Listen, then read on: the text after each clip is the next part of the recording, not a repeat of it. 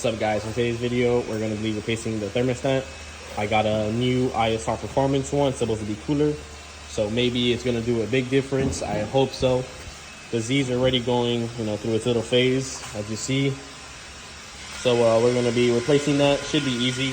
A bolt right there, and a bolt in the bottom, as well as I got new hoses and all that, so it should be pretty simple.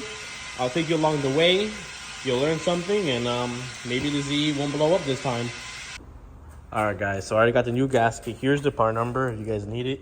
I put it on, so I'm gonna slap this on the Z right now and then torque everything up to spec, and then put the hoses back on.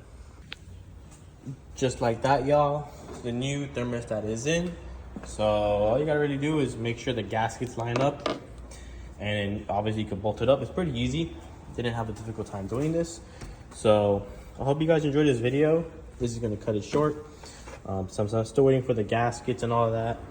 But I hope you guys enjoyed. It was super easy. Shout out to ISR. I'm not sponsoring anything, but I know that thing is gonna make a big difference. And yeah, so I hope you guys enjoyed this little video. Pretty easy.